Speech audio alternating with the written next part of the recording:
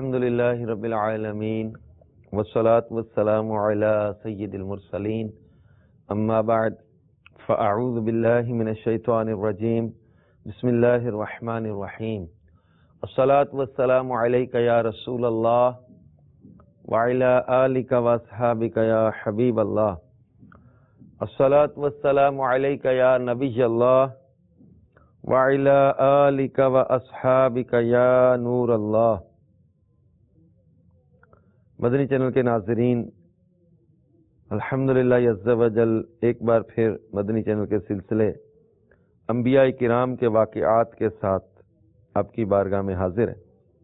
امیر المومنین حضرت مولا کائنات علی المرتضیٰ شیر خدا کرم اللہ تعالی وجہہ الکریم فرماتے ہیں، جب کسی مسجد کے پاس سے گزرو تو رسول اکرم نور مجسم صلی اللہ تعالی علیہ وآلہ وسلم پر درود پاک پڑھو۔ صلو علی الحبیب صلی اللہ تعالی علی محمد وعلی آلہ وصحبہ وبارک وسلم۔ پیارے آقا مدینے والے مصطفیٰ صلی اللہ تعالی علیہ وآلہ وسلم کے بچپن کے کچھ واقعات کو یہاں ذکر کرنے کی ہم سعادت حاصل کریں گے کہ میرے آقا مدینے والے مصطفیٰ صلی اللہ تعالی علیہ وآلہ وسلم کا بچپن شریف بھی بے مثل و بے مثال ہے۔ اعلیٰ حضرت امام اہل سنت کہتے، اللہ اللہ وہ بچپنے کی پھبن، اس خدا بھاتی صورت پہ لاکھوں سلام۔ میرے میٹھے میٹھے آقا مکی مدنی داتا صلی اللہ تعالی علیہ وآلہ وسلم کی ولادت با سعادت کے بعد کچھ دن والدہ ماجدہ نے دودھ پلایا، پھر ابو لہب کی آزاد کی ہوئی لونڈی سویبہ نے چند روز ایسا ہی کیا، پھر یہ سعادت حضرت سیدہ حلیمہ سعدیہ رضی اللہ تعالی عنہا کی قسمت میں آئی۔ قریش میں دستور تھا کہ شہر کے لوگ اپنے شیر خوار بچوں کو بدوی آبادی میں بھیج دیا کرتے تاکہ بچے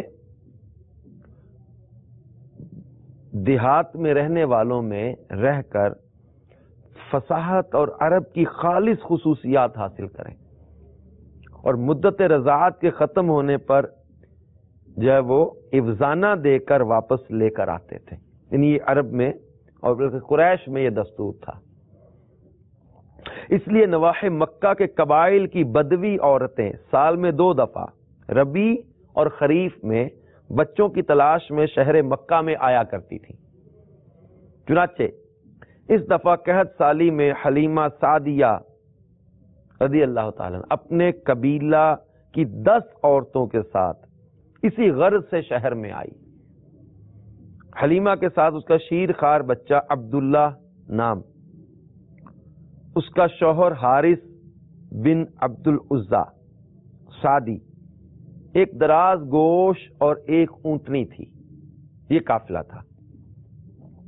بھوک کے مارے نہ اونٹنی دودھ کا ایک قطرہ دیتی تھی، نہ حلیمہ کی چھاتیوں میں کافی دودھ تھا، اس لیے بچہ بے چین رہتا اور رات کو اس کے رونے کے سبب سے میاں بیوی سو بھی نہ سکتے تھے۔ اب قسمت جاگی تو حلیمہ کو جو شرف و کمال میں مشہور تھی، ایسا مبارک رضی دودھ پیتا مل گیا کہ ساری زحمت کافور ہو گئی۔ حلیمہ سعدیہ کہتی میں دیکھتی رہ گئی۔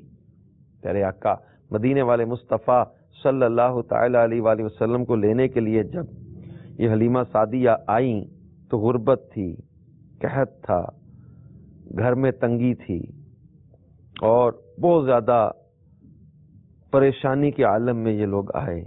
وہ سواری جس پر یہ لوگ سوار تھے اس کو بہت کوشش کر کر کے چلاتے، تھک کے بیٹھ جاتی، لاغر کمزور، اس سواری بمشکل ان کو پہنچایا، قافلے والے بار بار رکنا پڑتا اور یہ ان کو ملانے کے لیے ان کی سواری پیچھے رہ جاتی۔ حلیمہ سعدیہ کہتی جب میں پیارے آقا مدینے والے مصطفیٰ صلی اللہ تعالی علیہ وسلم کو لینے کے لیے پہنچی تو پیارے آقا صلی اللہ تعالی علیہ وآلہ وسلم کی بارگاہ میں جب حاضری ہوئی تو کوئی عورتیں مختلف شہر کے بچوں کو لینے کے لیے آگے بڑھیں۔ حلیمہ کہتی ہیں کہ میں بھی آگے آئی تو میری غربت، میری تنگی، میری تکلیف، یہ ساری چیزیں میرے ساتھ تھیں. میرا فقر و فاقہ،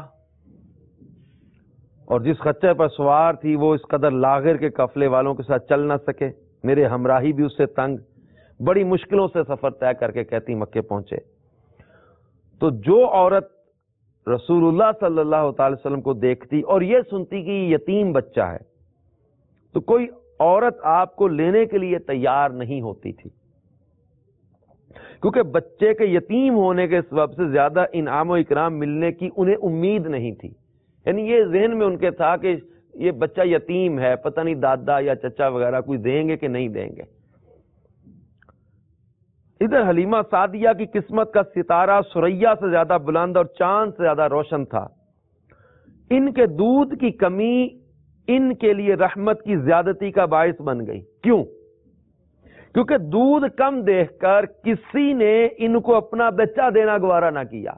حلیمہ سعدیہ کہتی مجھے کسی نے بچہ نہ دیا.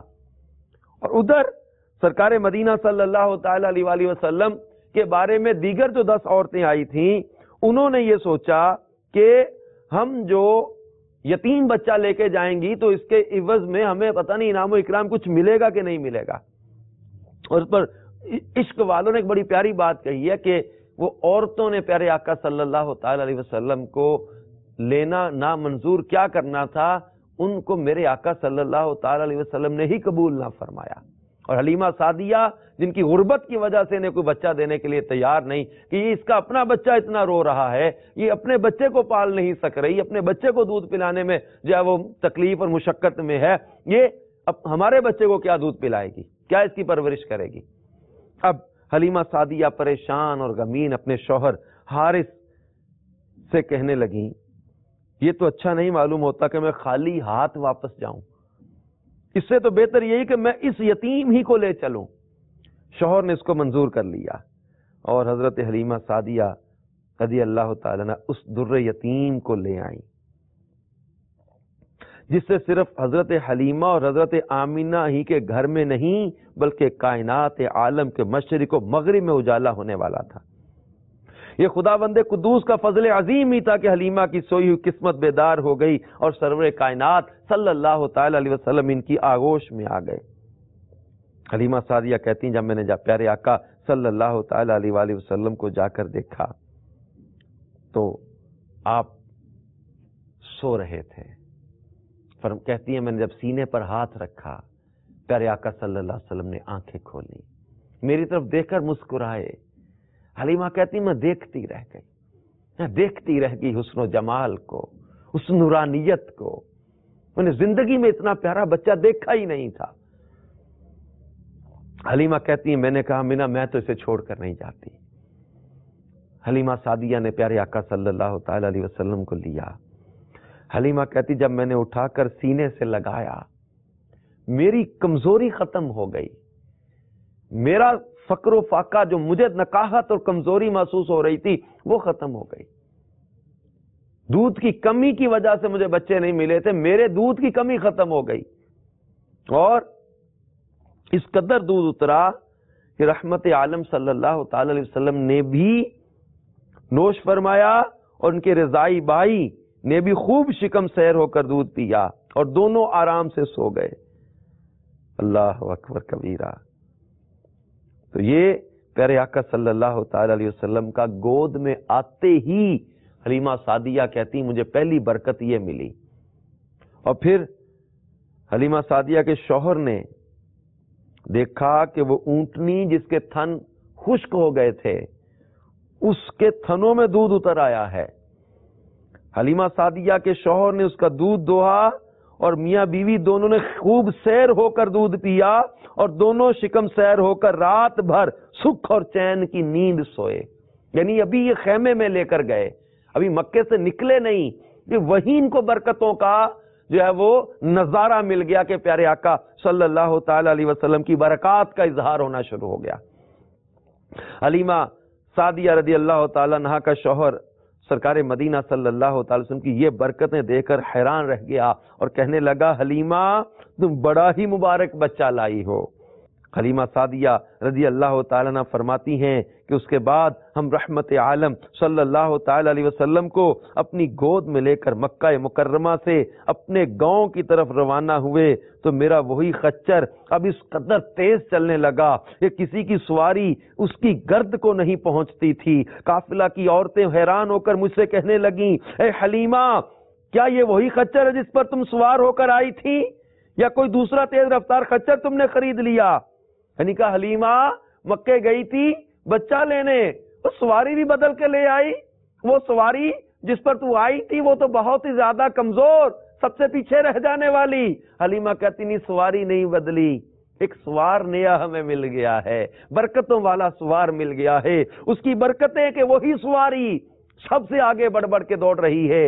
اور الغرض حلیمہ کہتی ہم اپنے گھر پہنچے، وہاں سخت قحط پڑا ہوا تھا، تمام جانوروں کے تھن میں دودھ خشک ہو چکے تھے، لیکن میرے گھر میں قدم رکھتے ہی میری بکریوں کے تھن دودھ سے بھر گئے۔ اب روزانہ میری بکریاں جب چراگاہ سے گھر واپس آتی تو ان کے تھن دودھ سے بھرے ہوئے ہوتے، حالانکہ پوری بستی میں اور کسی کو اپنے جانوروں کا ایک قطرہ دودھ کا نہیں ملتا تھا۔ میرے قبیلے والوں نے اپنے چرواہوں سے کہا کہ تم لوگ بھی اپنے جانوروں کو اسی جگہ چراؤ جہاں حلیمہ کے جانور چرتے ہیں۔ چنانچہ سب لوگ اسی چراگاہ میں اپنے مویشی چرانے لگے جہاں میری بکریاں چرتی تھیں، مگر یہاں تو چراگاہ اور جنگل کا کوئی عمل دخل ہی نہیں تھا۔ یہ تو رحمت عالم صلی اللہ تعالی علیہ وسلم کے برکات نبوت کا فیض تھا جس کو میں اور میرے شوہر کے سوا میری قوم کا کوئی شخص نہیں سمجھ سکتا تھا۔ یہاں تک کہ 2 سال پورے ہو گئے اور میں نے آپ کا دودھ چھڑا دیا۔ آپ کی تندرستی اور نشو و نما کا حال دوسرے بچوں سے اتنا اچھا تھا کہ 2 سال میں آپ صلی اللہ تعالی علیہ وآلہ وسلم خوب اچھے بڑے معلوم ہونے لگے۔ اب ہم دستور کے مطابق رحمت عالم صلی اللہ تعالی علیہ وسلم کو ان کی والدہ کے پاس لائے اور انہوں نے حسب توفیق ہم کو انعام و اکرام سے نوازا۔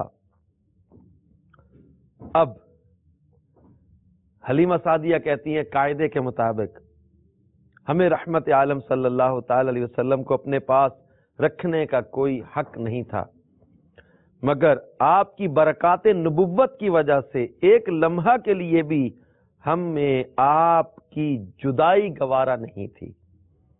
عجیب اتفاق کہ اس سال مکہ معظمہ میں وبائی بیماری پھیلی ہوئی تھی، چنانچہ ہم نے اس وبائی بیماری کا بہانہ کر کے حضرت بی بی آمینہ رضی اللہ تعالی عنہا کو رضا مند کر لیا اور پھر ہم رحمت عالم صلی اللہ تعالی علیہ وسلم کو واپس اپنے گھر لائے اور پھر ہمارا مکان رحمتوں اور برکتوں کی کان بن گیا اور آپ ہمارے پاس نہایت خوش و خرم ہو کر رہنے لگے۔ جب آپ صلی اللہ تعالی علیہ وآلہ وسلم کچھ بڑے ہوئے تو گھر سے باہر نکلتے اور دوسرے لڑکوں کو کھیلتے ہوئے دیکھتے، مگر خود ہمیشہ ہر قسم کے کھیل کود سے علیحدہ رہے۔ ایک روز مجھ سے کہنے لگے کہ اماں جان میرے دوسرے بھائی بہن دن بھر نظر نہیں آتے، یہ لوگ ہمیشہ صبح اٹھ کر روزانہ کہاں چلے جاتے ہیں؟ میں نے کہا یہ سب بکریاں چرانے چلے جاتے ہیں۔ یہ سن کر آپ نے فرمایا مادر مہربان آپ مجھے بھی میرے بھائی بہنوں کے ساتھ بھیجا کیجئے نا۔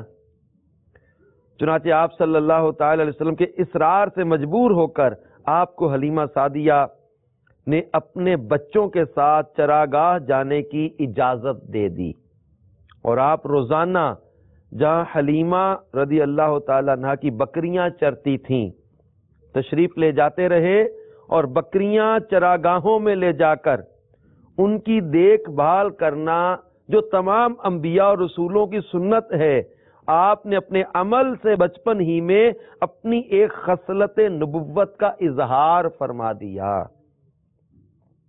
تو مدنی چینل کے ناظرین، ہمارے میٹھے میٹھے آقا مدنی مصطفیٰ صلی اللہ تعالی علیہ وآلہ وسلم کے بچپن کے بارے میں حلیمہ سعدیہ بیان کرتی ہیں کہ پیارے آقا صلی اللہ تعالی علیہ وسلم کے جسم اطہر پر کبھی مکھی نہیں بیٹھی۔ ہمارے پیارے آقا صلی اللہ تعالی علیہ وآلہ وسلم کا بچپن اتنا مبارک ہے، حلیمہ سعدیہ کہتی ہیں کبھی پیارے آقا صلی اللہ تعالی علیہ وسلم نے بستر پر پیشاب نہیں کیا۔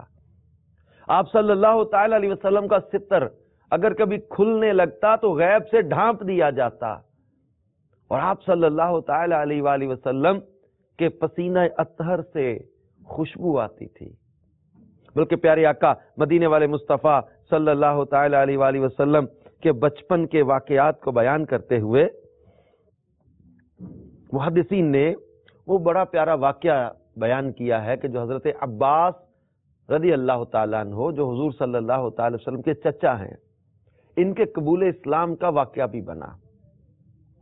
اگرچہ حضرت عباس رضی اللہ تعالیٰ عنہ جنگ بدر کے بعد اسلام میں داخل ہوئے، اس وقت اسلام قبول کیا، لیکن اس وقت حضرت عباس رضی اللہ تعالیٰ عنہ نے اس بات کا اظہار کیا کہ یا رسول اللہ صلی اللہ علیہ وسلم، میں نے بچپن میں آپ کا ایک بڑا کمال دیکھا تھا۔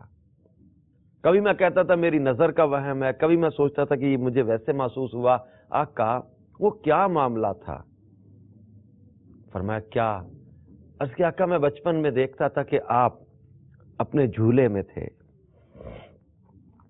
آپ انگلی کا اشارہ ادھر کرتے، میں دیکھتا چاند ادھر چلا جاتا، آپ اشارہ ادھر کرتے چاند ادھر چلا جاتا، یعنی آپ کے اشاروں پہ چاند میں چلتا دیکھتا تھا۔ فرمایا ہاں چچا، یہ میرے ساتھ باتیں کیا کرتا تھا، چاند میرے ساتھ کھیلتا تھا، میں کسی بات پہ رونا چاہتا مجھے رونے سے روکتا تھا۔ عرض کیا آقا آپ چاند کی باتیں سن لیتے تھے؟ یہ تو کم و بیش 40 دن کی عمر کی بات ہے، تو کیا آپ چاند کی آواز، چاند کی باتیں سن لیا کرتے تھے؟ فرمایا چچا یہ تو 40 دن کی عمر کی بات ہے، ابھی میں اپنی والدہ کے جب بطن اطہر میں تھا تو چاند عرش کے نیچے سجدہ کرتا، میں چاند کے سجدے کی آواز کو سن لیا کرتا تھا، لوح محفوظ پہ قلم چلتا، میں قلم کے چلنے کی آواز کو سن لیا کرتا تھا۔ تو اب خود غور کیجئے مدنی چینل کے ناظرین کہ جس کریم آقا صلی اللہ تعالی علیہ وسلم کے کھلونے نور کے، جس محبوب کریم صلی اللہ تعالی وسلم کے اشاروں پہ چاند کھیلتا رہا، جن کے اشاروں پہ چاند جھک جاتا، جن کے اشاروں پہ چاند چلتا، جن کے ساتھ چاند باتیں کرتا، جن کے ساتھ جو ہے وہ کھیلتا، جس محبوب کریم کے اشاروں پہ چاند کھیلتا رہا، اس محبوب کریم کی عظمتوں کا عالم کیا ہوگا۔ اور پھر پیارے آقا صلی اللہ تعالی علیہ وسلم کے بچپن کے واقعات کو بیان کرتے ہوئے آپ کا شک صدر کا واقعہ جو ہے وہ بھی محدثین نے بیان کیا کہ ایک دن آپ صلی اللہ تعالی وسلم چراگاہ میں تھے کہ ایک دم حلیمہ رضی اللہ تعالیٰ کا ایک بیٹا دوڑتا اور ہانپتا کانپتا ہوا آیا اور اپنی ماں حضرت بی بی حلیمہ سے کہا کہ اماں جان بڑا غضب ہو گیا۔ محمد صلی اللہ تعالی علیہ وسلم کو 3 آدمیوں نے جو بہت ہی سفید لباس پہنے ہوئے تھے چت لٹا کر ان کا شکم پھاڑ ڈالا ہے، اور میں اسی حال میں ان کو چھوڑ کر بھاگ آیا ہوں۔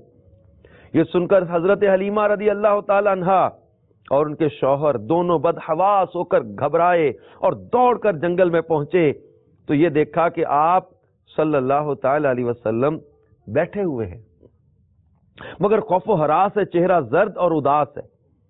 حضرت حلیمہ رضی اللہ تعالیٰ عنہ کے شوہر نے انتہائی مشفقانہ لہجے میں پیار سے پوچھا کہ بیٹا کیا بات ہے؟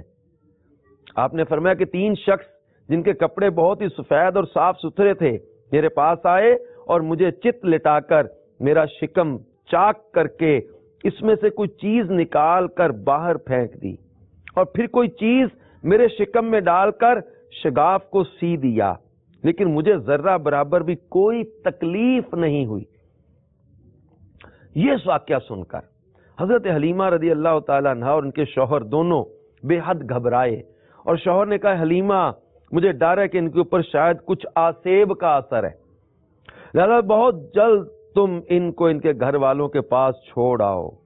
اس کے بعد حلیمہ آپ کو لے کر مکہ مکرمہ آئیں، کیونکہ انہیں اس واقعہ سے یہ خوف پیدا ہو گیا تھا کہ شاید اب ہم کما حقہ ان کی حفاظت نہیں کر سکیں گے۔